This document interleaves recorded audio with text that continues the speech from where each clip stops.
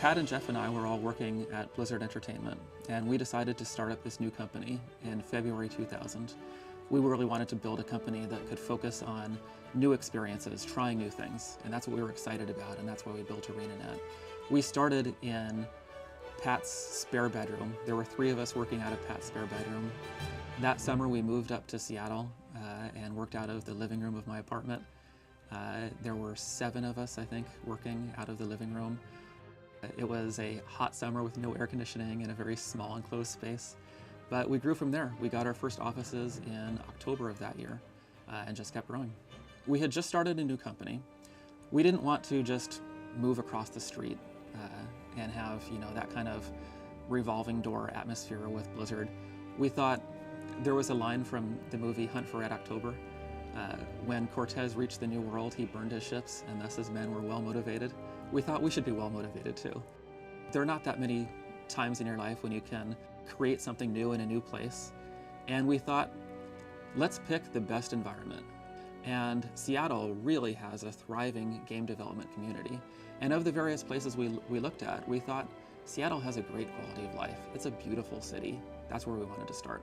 I love Seattle. I love the Northwest. I was originally raised in the South in North Carolina, and then I lived in Los Angeles for about 8 years, which is about as much culture shock as you can get. And from there I moved up here, and all of the best parts of the South, the mountains and the outdoors, are mixed with all of the best parts of Los Angeles and California. We've got technology, we've got Microsoft, we've got all these advancements just going tremendously fast in the area. And the Northwest is really the best of both worlds. And I absolutely love this area. It's a great place to be. Everybody's really just relaxed and has a kind of chill attitude about life. The Northwest, what's cool about Seattle in general is every city I go to, they don't have near the culture that Seattle seems to have as far as food and beer. We're never too far away from like an amazing hike or just beautiful coastline. Mostly our approach to who we wanted to bring onto the company is we wanted to bring on people who were super passionate about what we were doing. In general, we want to be a company of gamers. We want to be our own audience. We want to be making the games we love, and we know they're going to be great because we love them. Passionate gamers make passionate games. Everyone is excited about our game, about what we're making, about other games that they're playing. Programmers, artists, designers, tool developers, you name it, everyone under this roof. It's a family effort. It's a product of love. Everybody here is very passionate about what they do. Incredibly dedicated, not just to our project, but to games in general. Everybody's really pushing each other to make the game look as good as it can, but also on a personal level. We're challenging ourselves artistically, creatively, and because of that, the game's just better all around. We've handpicked our artists and ended up, in my opinion, with one of the strongest art teams in the industry, which has been repeatedly proven by the numerous awards and successes our artists have had.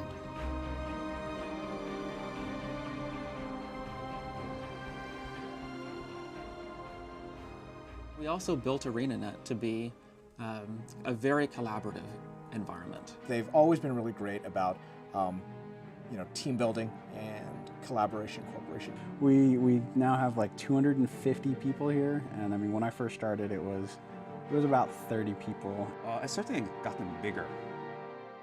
So the dynamics have changed a little bit just because the company has grown so much. It's weird to walk down the hall and not know people and not know if those people actually work here or not. I'll walk past somebody and be like, could be somebody on the cleaning staff, could be somebody in game design, I don't know. I wonder what they do here. There's a lot of new faces, but really we do work with the same team members. We're a tight-knit group of friends, and the collaboration and work environment hasn't changed at all. We just try to be an environment where we're all collaborating. This is really not a big corporate hierarchy, bureaucratic company. This is a company where we all sit in the same room together, we all work together day after day, and just try to create this collaborative environment. We all work in like pods and group environments, and so we got these groups of 8 to 10 people, and sometimes the rooms are bigger. First of all, the founders have sat almost everywhere in the company. 2 of the 3 founders of the company sat at They weren't even desks, they were just tables that were in a hallway. The founders of the company grabbed a table and put it up in the hallway, and they just all sat there.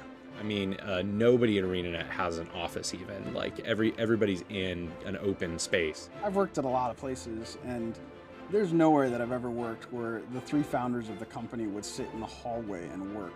But we tend to sit wherever we can do some good. What makes ArenaNet truly special as far as development culture is the fact that it's a very art-centric environment. ArenaNet works a lot through iteration. Everything that we make, we start at one point, but as it processes through different teams and even goes back to the original teams, the game changes, the skills change, the play of the game, the story, it all takes into account everybody's ideas, which is really the perfect way to do it, because one person can't come up with enough ideas to populate a world. But when we have a whole company of people who are excited about it working together, we can do some pretty phenomenal things.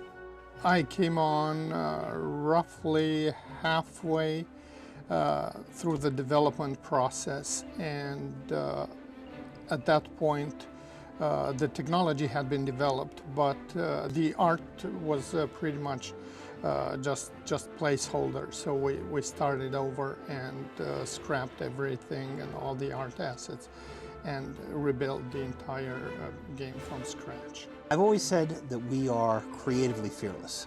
We are unafraid to go back and check what we've done, to iterate, to reiterate, to come up with new ideas, and if we come up with a new idea, to implement it without fear of the fact of, yes, we've worked for so long on this other way, just because, you know, it's in place doesn't make it the final piece. We do encourage people to literally put aside time towards experiments that are pretty much predestined to fail. I think that planning and allowing for some failure is key to the creative process. There's a lot of room for personal and creative freedom that ties into the shared vision. The entire company rallies behind the product, and it's really great to see what we're able to accomplish. ArenaNet is a company where I want our employees to reach out to our customers to say, you know, hi, I'm Mike. Hi, I'm Lindsay. Hi, I'm Isaiah. Get to know me as a person. Have a direct interaction with me as a developer.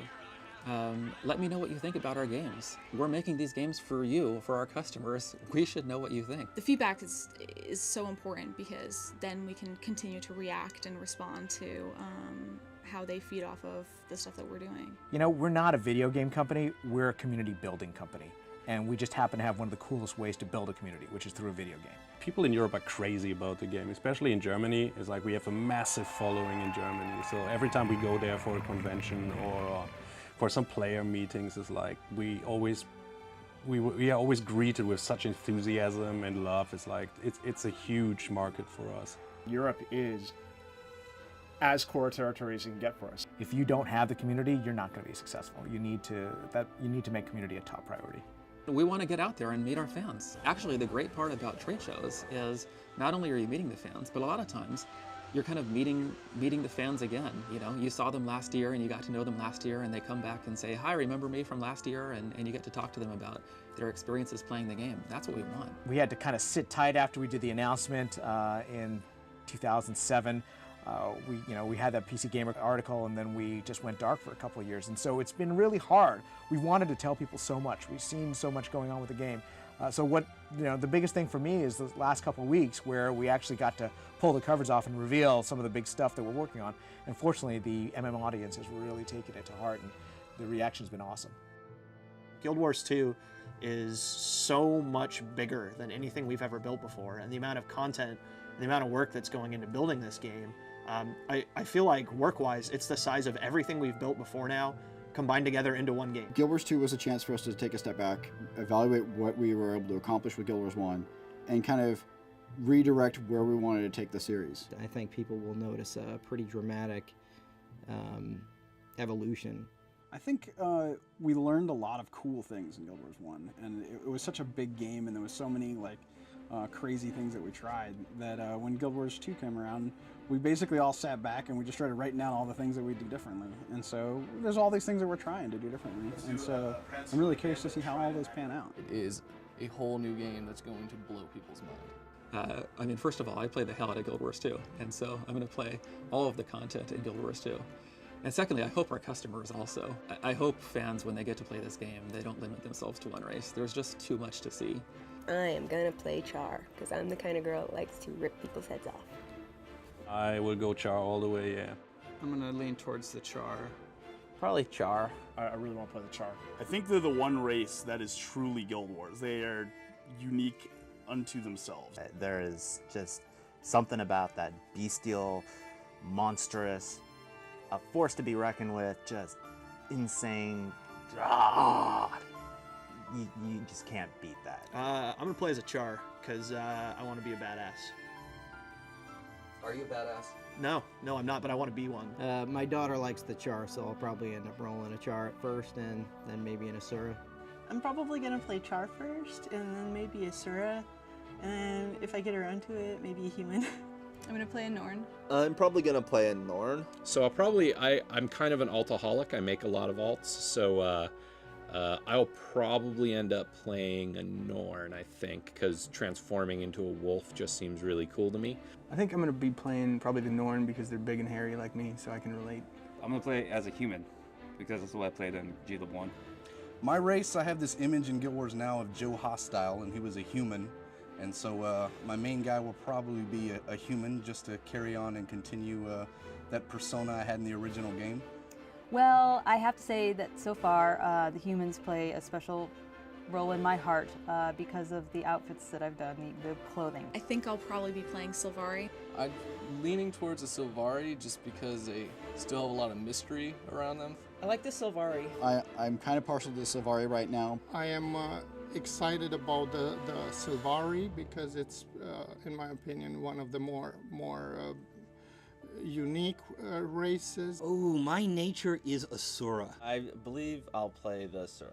I'll probably start with an Azura and with a profession that has yet to be named. Probably going to start with the Sura. They seem to have gotten a bad public image so far. A lot of people are complaining about them. I think it's just because they haven't seen them in play.